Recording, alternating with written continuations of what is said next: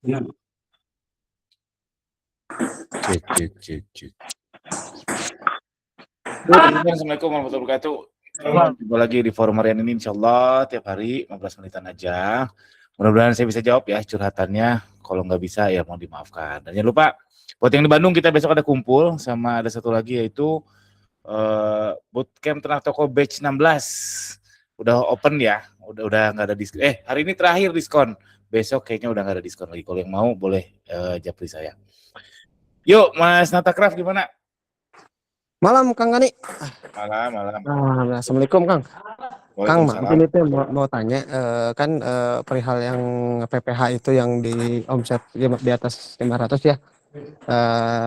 Kalau saya ada info sih di TikTok. Jadi kalau misalkan kita melebihi info apa sih omset 500 juta tuh ada apa namanya persyaratan supaya nggak dikenakan PPN yang 22 yang 11% itu loh Kang.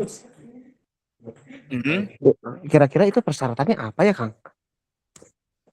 Gak ada di atas 4,8 BPN tuh, bukan di atas 500. Maksudnya tuh kalau per bulan kan 500 berarti per tahun kan di atas 4,8 ya. Oke. Mm-mm. Nah, kan kita kalau misalkan lebih itu kan kita dikenain PPN yang 11% ya Kang ya. Ya, Nah, tadi saya dapat info dari seller juga dan sama dari pemberitaan TikTok. Kalau TikTok sih jadi kita tuh bisa apa namanya tuh bisa gak bayar yang PPN 11% itu, tapi ada persyaratannya yang harus diiniin. Tapi saya gak tahu apa ya Kang ya.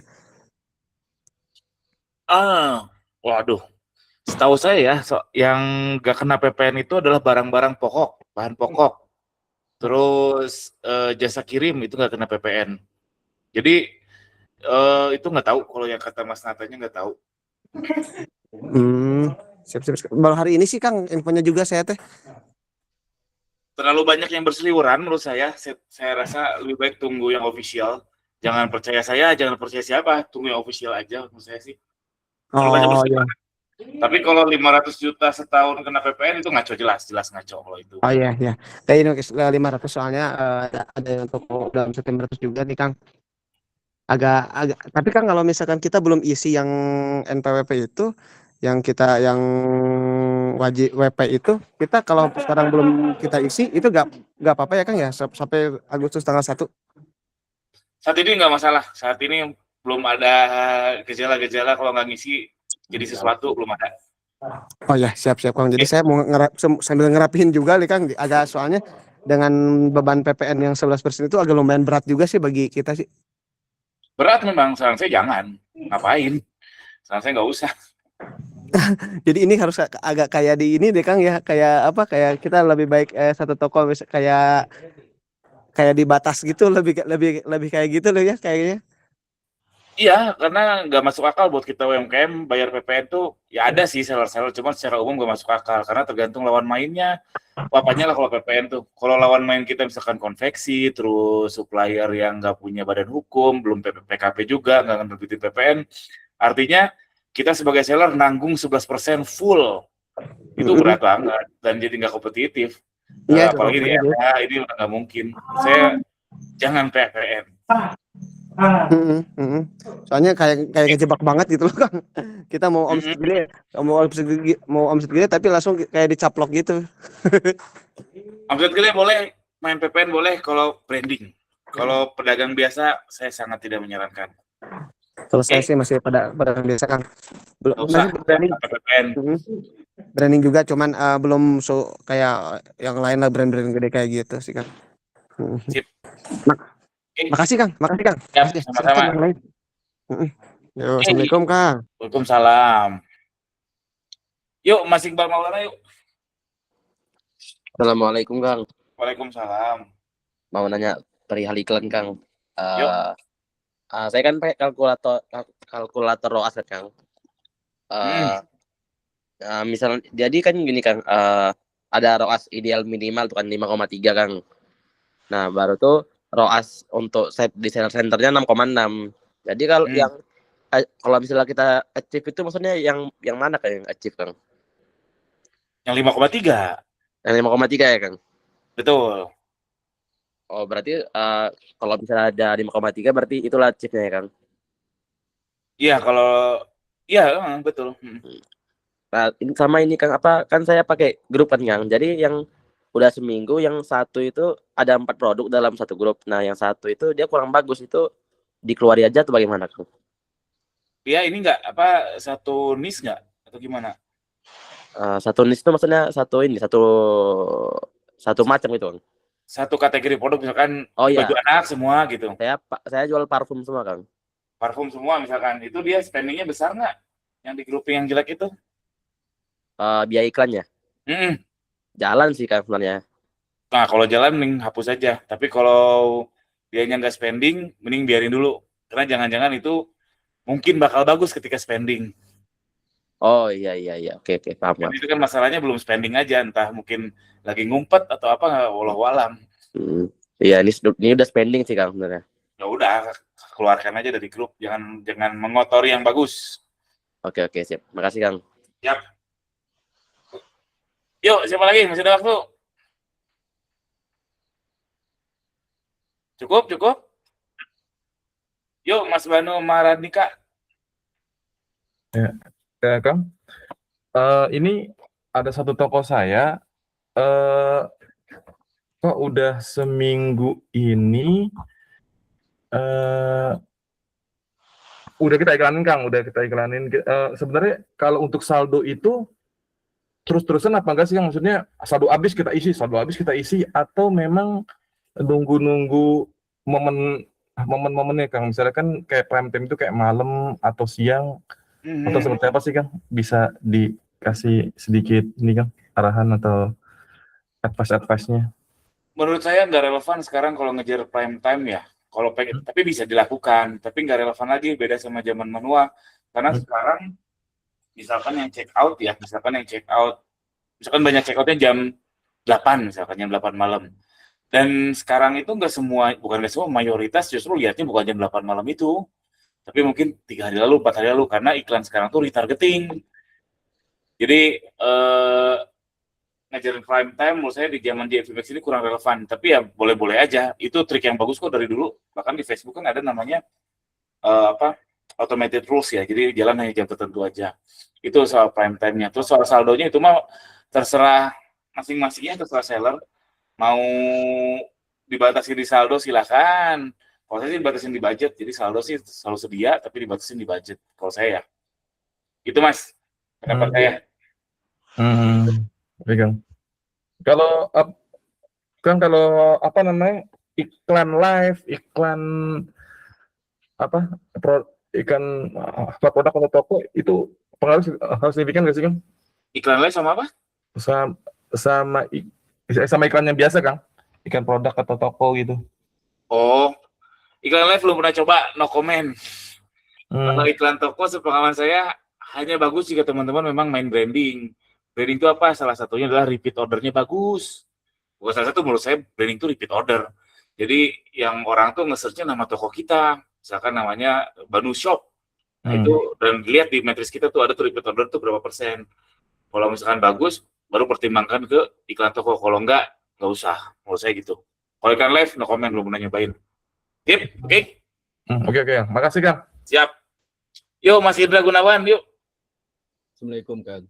Waalaikumsalam. Kang, pengen nanya, ini kan udah terbukti beberapa bulan, bahkan selama saya jualan itu saya menganggap ya, minggu pertama dan minggu keempat, atau dari minggu keempat sampai minggu pertama adalah high season setiap bulannya, karena traffic terbukti tinggi dan juga penjualan meningkat. Tapi ini kan udah mau masukin minggu kedua dan menuju ketiga nih.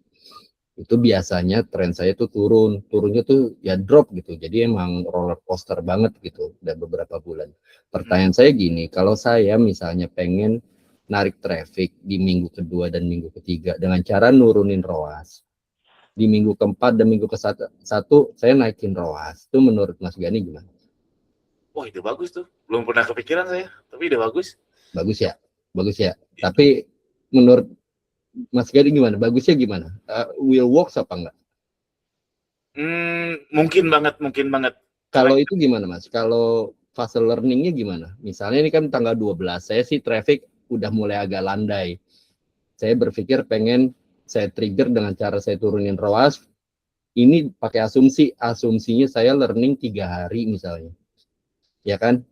Nggak tahu nih berapa algoritmanya itu bisa catch up, turunin, dapatkan funnel bawah tuh, Hmm. mungkin Funnel aja atas. gitu kan. Funnel atas. Kan turunin ROAS maksudnya yang Oh iya iya, oke oke. So, saya turunin ROAS kan, jadi traffic meningkat dan di masa yang secara historical saya turun gitu, mungkin akan jadi flat, nggak turun, nggak nukik banget kali ya.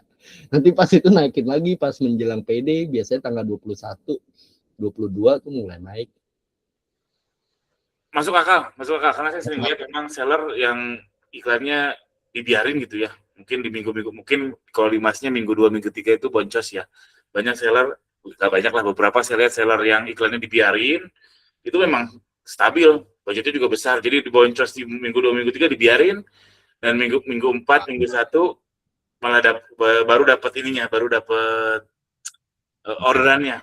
Makanya yang kayak gitu-gitu biasanya lihatnya 30 hari terakhir. Kalau saya pribadi lihatnya 7 hari terakhir, karena saya kan pengejar tren ya. Saya nggak relevan untuk 30 hari terakhir. Jadi layak dicoba tuh Mas Indra. Tapi saya belum pernah kepikiran melakukannya. Oke, makasih Mas. Siap. Kasih. Yuk Mas Banu yuk. Kang, kalau yang nggak pengejar tren itu 30 hari ya Kang ya? Sebenarnya 30 hari, 7 hari terlalu cepat.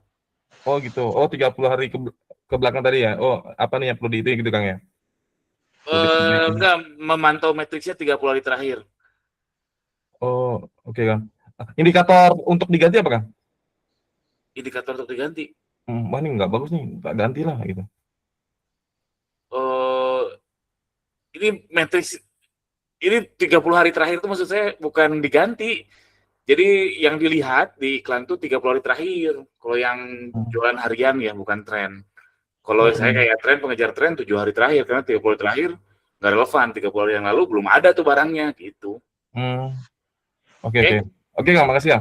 Siap. Yuk Mas Soni Ramadan yuk. Oke, thank you Kang Gani. Mau tanya Kang, intinya gini, saya tuh pengen naikin harga dari 150.000 ke 200.000. Tapi sebenarnya gini, harga yang saya tetapkan tuh 250.000, cuman kan biasalah saya kasih harga coret, diskon 40% ya kan, jadi 150. Nah ini saya berencana untuk final harganya nanti di 200.000 gitu. Cuman kan kalau saya langsung kasih pindah segitu banyak, tentu ini bakal kaget membeli dan turunlah konversinya. Jadi saya ada rencana per minggunya itu naik 5.000 gitu untuk nanti maksimal di 200.000. Itu menurut Kang Gani gimana nih Kang?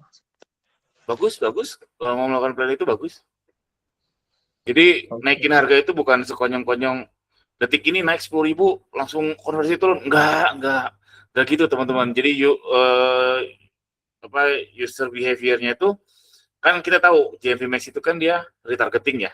Jadi orang yang sudah nambah keranjang diserang lagi. Jadi kalau misalkan nih saya nambah keranjang produknya Mas Sony, misalkan kaos ya. Pas saya nambah keranjang harganya 100.000. Tiba-tiba besok naik jadi 120.000. 120.000 nih, nggak jadi check out. Padahal saya udah niat check out di hari itu. Jadi sehingga membuat conversion rate di hari itu berkurang dibanding dengan harga yang sebelumnya. Itulah yang kenapa kalau naikin harga itu ya itu membuat jelek, bukan jelek ya, membuat conversion berkurang. Jadi makanya kalau 5.000 mungkin saya nggak sadar gitu. Jadi orang yang udah ATC naik 5.000 nggak sadar, mungkin ya. Oke. Gitu. Tapi make sense ya Kang ya, untuk 5.000 per minggu nggak begitu inilah ya, sadar lah ya orang tadi lah ya. Tapi kalau saya ditanya, saya mah langsung. Saya lebih baik pergi di awal daripada capek nanti pelan-pelan kan belum tentu berhasil juga. Oh iya. Kalau saya ya. Iya. Oke, thank you Kang Gani. Pernah sih soalnya langsung 200 itu malah jelek banget kok Kang hasilnya. Ya memang. Gitu. Tapi kan dia nyari funnel baru, nyari audiens baru. Ya saya nggak bisa bilang itu 100% berhasil juga ya. Tapi kalau pelan-pelan pun belum tentu berhasil juga, daripada saya capek ya. Nah, bagaimana gitu, tergantung tokonya seberapa banyak. Kalau saya tokonya banyak, kadang bingung ini yang mana.